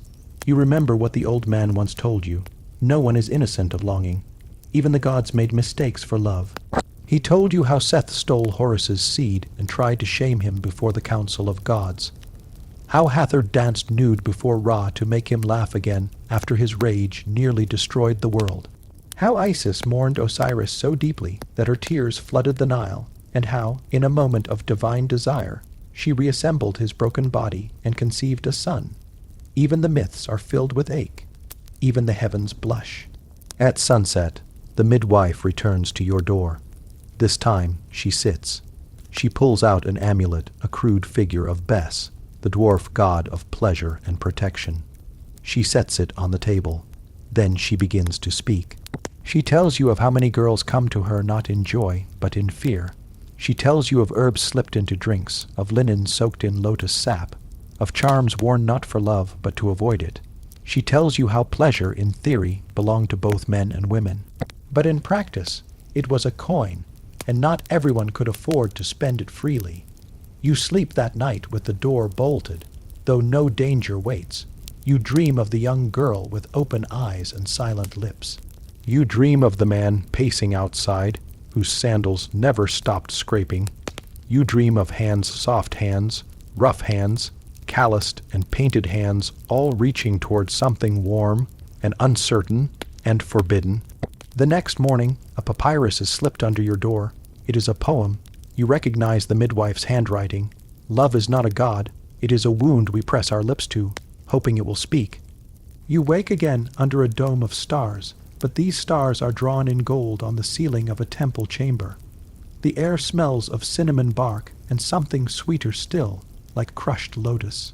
Your eyes adjust slowly to the flicker of low, burning resin, and your fingers rest on linen that is not yours. You are in a house of healing, or of pleasure, or both. You don't remember how you arrived. But you are not alone. A figure kneels beside you, anointed and radiant, not beautiful in the way people are, but in the way gods are carved, serene, powerful, exaggerated. Their limbs glisten with oil, their breath is measured, and in one hand they hold a curved vessel filled with pinkish liquid that smells like fermented honey and frankincense. You do not speak. You are not supposed to, because here in this hidden chamber you are no longer yourself. You are a vessel of worship, not to the gods of war or flood, but to the god of scent, sex, and sleeplessness. Egyptians had many gods. Too many, perhaps, but few received daily offerings the way Nefertum did a floral deity of perfume, sensuality, and the sacred blooming of the blue lotus. His symbols were not spears or staffs or royal serpents, but scented oils, flower crowns, and seduction. And unlike most other gods, he did not sleep. You learn, as your story drifts forward, that this god was the secret guardian of all perfumed acts, of oiled bodies pressed in temple shadows, of secret kisses passed through incense smoke, of offerings made not with coins but with sighs. In the city of Memphis, there once stood a temple that never went dark. It burned perfumes day and night, 24 hours of scent, of worship, of bodies offered up to forgetfulness. That is where you are now. The kneeling figure lifts your wrist gently and begins to trace a circle over your skin with warmed oil, not massage, something more ceremonial. With each motion, a petal of invisible language is drawn. You begin to understand this is not seduction but invocation. Here, in this sacred space, you are an offering, not in pain, not in sacrifice, but in sensation. Every movement is part of a prayer. Every breath becomes incense. Every drop of oil is a hymn in liquid form, and though your eyes blur from the smoke and the heat, you feel the history in your bones. They used to keep perfume slaves, you know. In wealthier households, especially those of priests and physicians, there existed young men and women trained from childhood in the mixing of unguents, the art of application, and the ways to maintain arousal without climax. They were not prostitutes, they were not healers, they were keepers of desire. The body was seen not as sinful, but unfinished, a sculpture always needing polish, oil, scent. The absence of perfume was in itself a kind of moral failure. And when someone died, even then, these perfumers had work to do because the dead, too, had to smell divine. Organs were packed with sweet, smelling resins, corpses were painted with scented wax. Desire didn't end with death. Back in the temple, the figure leans closer. Their breath on your cheek is strangely cool. Their lips brush your ear, but no words are spoken. Instead, you are shown things, not with images, but with touch, memory, as though the oils rubbed onto your chest are soaked with the dreams of others. A noblewoman running her fingers over the hips of her female harpist. A baker's son sneaking into the perfumed quarters of a physician's assistant. A tomb painter sighing softly against the neck of a fellow apprentice, both still stained with red ochre. Moments not preserved in scroll or carving, but somehow trapped in scent. You are breathing them in now. One of the oils used is called the kiss of the lotus. Its recipe was lost for thousands of years, until archaeologists unearthed faint traces in a sealed alabaster jar near Deir el-Bahari. The scent was replicated and tested. Those who smelled it said it made them feel strangely open. It wasn't a drug, not like blue lotus or mandrake. It was more subtle than that, like being told a story without words, or remembering a lover you never had. The Egyptians understood the power of the unseen. Your body is covered now in oil, in prayer, in memory. The perfumed figure lifts a brass mirror and holds it above you. In the flickering reflection, you don't see your face. You see the face of whoever last loved in that room, or maybe the face of Nefertum himself. No one knows if Nefertum was truly worshipped as a sexual god. The records are sparse, and historians debate it endlessly. But you, lying still beneath the mirrored dome and the scented stars, don't care about the records. You are inside the myth now, and myths aren't made of evidence. They're made of feeling. And your body remembers more than your mind ever will. Somewhere far away, or maybe just in the next chamber, a voice begins to sing. Low, wordless, and impossibly ancient. You close your eyes, you are clean, you are scented, you are not alone, and you realize this temple of pleasure was never about ecstasy or indulgence. It was about reverence, the idea that even desire could be sacred, not a thing to suppress or control, but a thing to shape, anoint, elevate, not love as confession, not sex as transaction, but both as worship. And that is a story for tomorrow night. You've walked this temple 100 times, past the cracked pillars and faded gods, past the incense trays still clinging to scentless ash. But tonight, barefoot and alone, your steps feel different, as if the stones remember, as if they ache for someone to open what should never have been sealed. The moonlight slithers across the floor, pointing not randomly, but precisely at a square tile near the edge of the priestess's chamber. One tile darker than the rest, one tile that hasn't warmed in the sun for hundreds of years. You press your palms to it. It moves. With a low groan like an ancient animal woken from sleep, the floor yields. Dust flutters beneath the lifted tile, a stair, stone, narrow, coated in spider silk and the breath of forgotten things. You descend slowly, ducking your head where the ceiling sags. The air is thick, syrupy, heavy with the perfume of time. And then you find it, a room with no carvings, no prayers, no light, only walls the color of dried blood and a single platform in the middle low, flat, almost like a bed. Around it lie baskets, broken pots, a cracked mirror, and ropes made not for pulling grain or tethering oxen. This is not a storeroom, it is a secret, and you are standing inside Egypt's hidden rituals of power, pleasure, and punishment. They say love was sacred. that union was a gift of the gods. That Isis wept with joy the day she reassembled Osiris, piece by piece even his manhood, and brought him back through divine touch.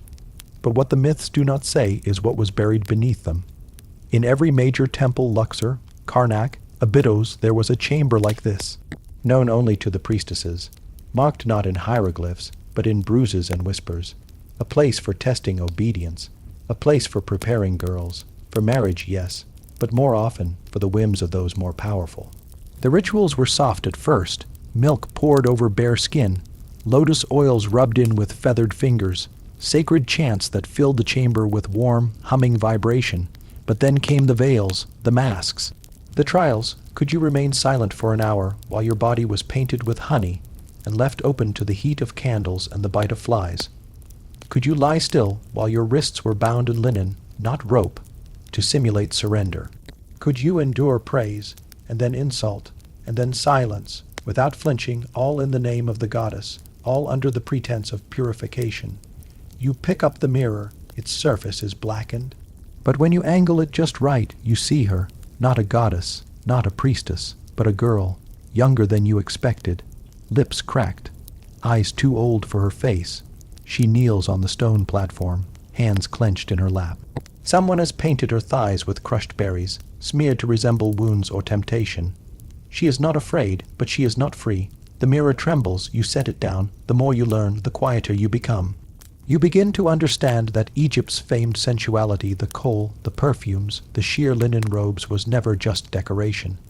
It was control, a society where appearance was virtue, where a woman's desirability could elevate her entire family, or ruin it. In noble houses, young girls were taught to walk without making noise, to bathe 3 times a day, to keep their laughter behind their teeth, to know how to mix blue lotus with beer just enough to make a man pliant, but not drowsy. Sex was a ritual, yes, but also a performance, a transaction, a weapon, and sometimes a sentence. There's a jar in the corner, small, sealed with wax, tucked under the edge of the stone platform. You crack it open. Inside, a scroll, not papyrus, but cloth, painted in red ink almost too faded to read. You squint and decipher. She who learns the goddess's shadow must never speak her name aloud. She must listen with her thighs and answer with her breath. She must carry no child from this chamber, nor let his name leave her teeth. You fold it back up. Your fingers tremble slightly, not from fear, from recognition. Even now, centuries later, fragments of these rituals have survived, in old wives' tales, in spells recorded on ostraka, clay shards buried in rubbish heaps. Write his name in milk, fold it in linen, burn it before the sun sets behind the palms. Speak his desire before his mother's name, and he will belong to you. Bury the sweat of his back beneath the goddess's statue. Love, sex, power braided like reeds in the Nile. Unwound only by time, you return to the surface, closing the tile behind you. The room disappears, but not from your memory. You light the last of your oil lamp and sit where the priestess once knelt. You begin to understand that daily life in ancient Egypt was not simply about building pyramids, praying to falcons, or rowing boats of reeds.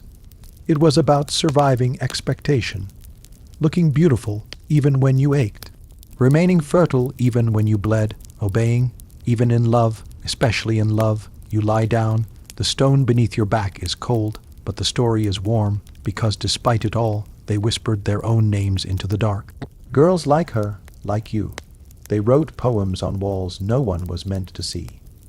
They shared kisses in silos, moaned behind curtains, pressed figs into each other's mouths. They loved, too, not always as ritual. Sometimes in rare, fleeting moments as rebellion, but that is a story for another night.